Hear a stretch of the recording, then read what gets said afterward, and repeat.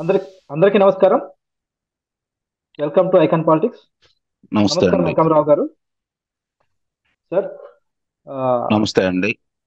Sir, పల్లెటూరులో ఒక సామెత ఉంటుంది సార్. పెద్దవాళ్ళు అంటుంటారు, ఎప్పుడైనా సామెత కాకపోయినా పెద్దవాళ్ళు అంటుంటారు, అరే నీ నెత్తి మీద రూపాయి పెట్టినా పావులకు అమ్ముడు పోరు అని. ఇప్పుడు కొంతమంది మంత్రులు, కొంతమంది నాయకులు వైసీపీ పార్టీ నుంచి చూస్తుంటే అలాగే ఉంది. కొందరేమో అది చూపించి ఇది చూపించి ఎంపీలు అయ్యారు.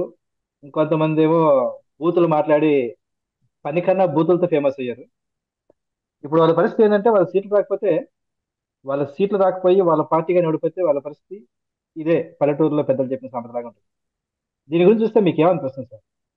కాస్త చెప్పండి. శ్రీనివాస్ గారు, మీరు ఉదాహరించినటువంటిది ఈ సామెత వాస్తవం.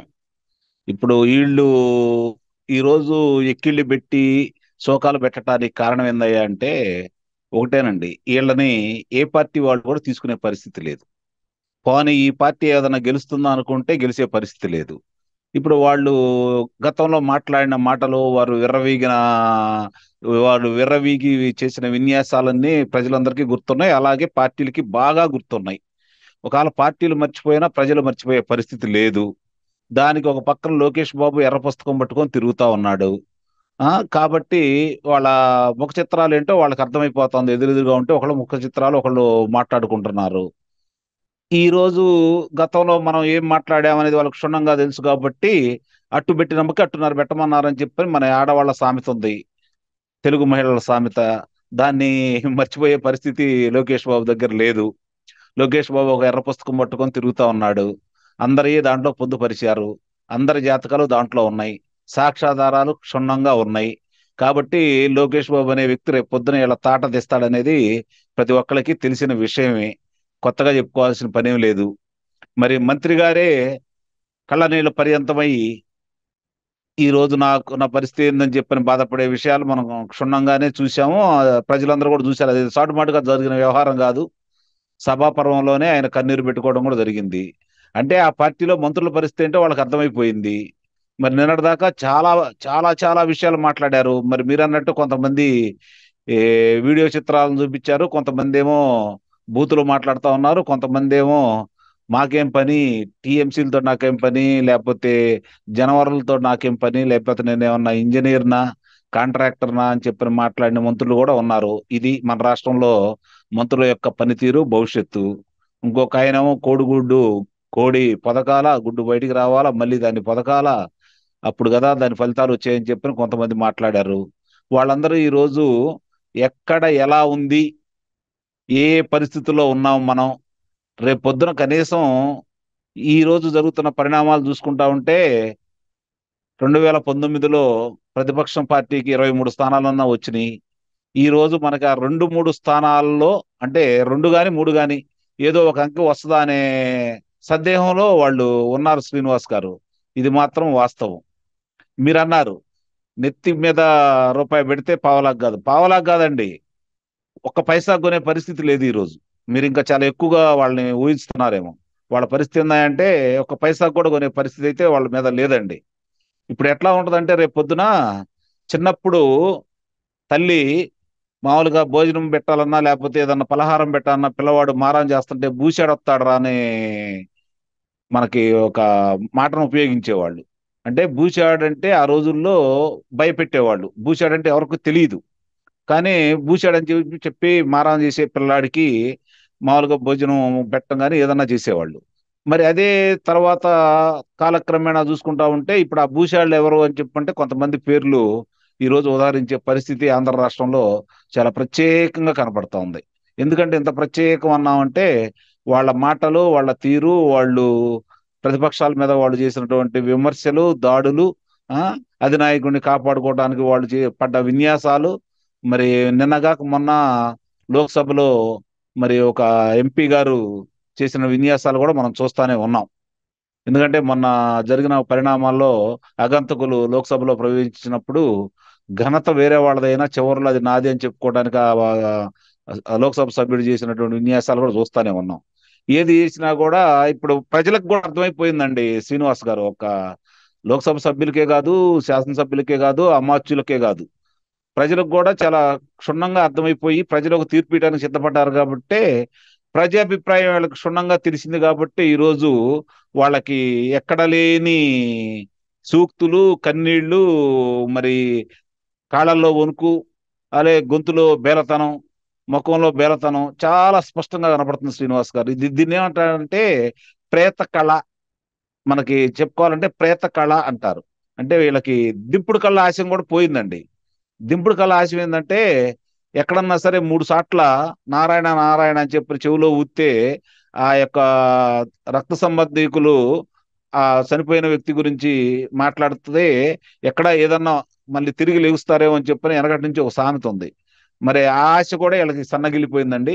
ఇవాళ ఉన్న పరిస్థితుల్లో చూసుకుంటా ఉంటే ఆంధ్ర రాష్ట్రం అంటే ఏంటి, ఆంధ్ర రాష్ట్రం ఎందుకు ఇంత అధోగతి పాలైంది, దీనికి ముఖ్య కారకులు ఎవరు అని చెప్పని ఈ రోజు, గతంలో దీని గురించి ఇంత చర్చ ఉండేదేమో కాదు.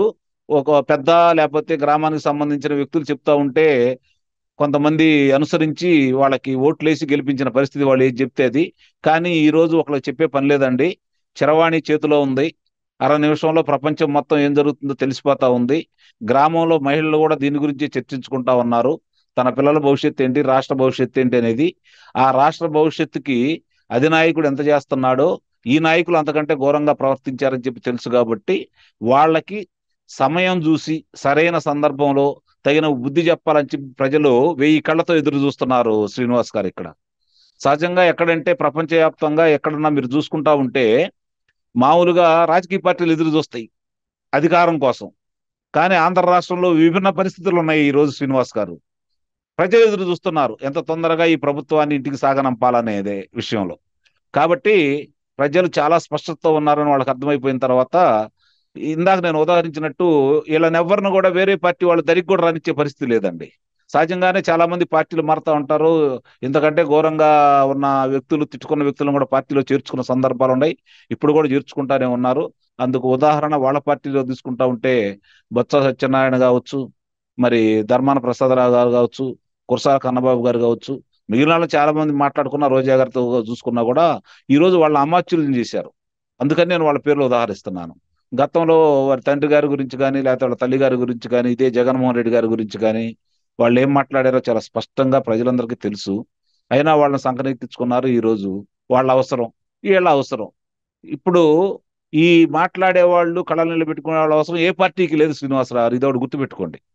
ఏ పార్టీలు కూడా ఇప్పుడు ఆ లేనిపోయిన దరిద్రాన్ని మాకెందుకని చెప్పని వాళ్ళ దగ్గర కూడా తీసుకునే పరిస్థితి కాదు. ఇప్పుడు కరోనా వైరస్ కంటే చాలా ప్రమాదకారులు అనమాట వాళ్ళు. కాబట్టి వాళ్ళని దగ్గరకు కూడా రానివ్వరు.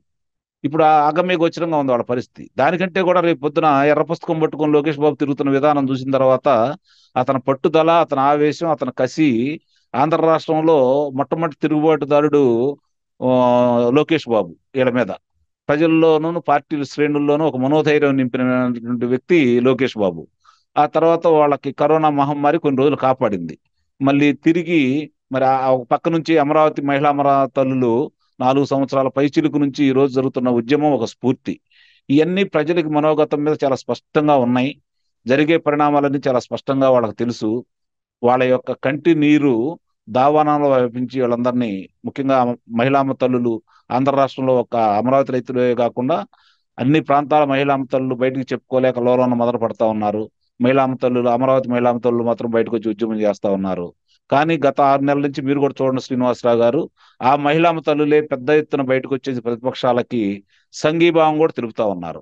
మరి వీళ్ళు ఆ, వాళ్ళ ఆ, వాళ్ళకి సంబంధించినటువంటి అన్ని ఏమేమి జరిగినాయో ప్రతి గ్రామాల్లోకి వెళ్ళి ఇచ్చే కార్యక్రమంలో ఇంటింటికి తిరిగినప్పుడు అదే మహిళా తల్లులు వీళ్ళని ఎట్లా చేత్కరించారో, ఏ విధంగా దుర్భాషలాడుతున్నారో, చీపురు గట్టులు తీసుకుని ఎలా ఎంబడబడుతున్నారో, అలాగే ముఖాన పేడ కళ్ళాపి ఎలా జరుగుతున్నారో చాలా స్పష్టంగా కనపడతానే ఉందండి.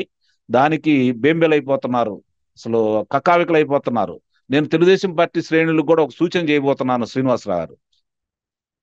ఈ రోజు వైఎస్ఆర్సీపీ పార్టీ కార్యకర్తల్లోనూ నాయకుల్లోనూ ఆహాకారాలు విపరీతంగా పెరిగిపోయినాయి.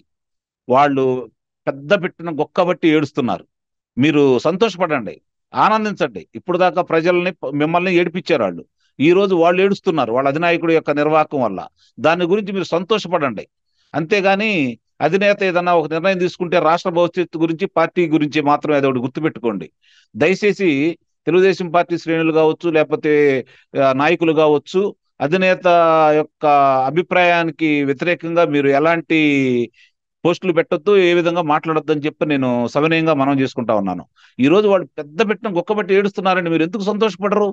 నిన్నటిదాకా మిమ్మల్ని ఏడిపించారు కదా, వాళ్ళు సంతోషపడ్డారు కదా. ఈ రోజు మిమ్మల్ని ఓదార్చడానికి లోకేష్ బాబు ఉన్నాడు, లేకపోతే చంద్రబాబు నాయుడు గారు ఉన్నారు మీకు భుజం తట్టడానికి.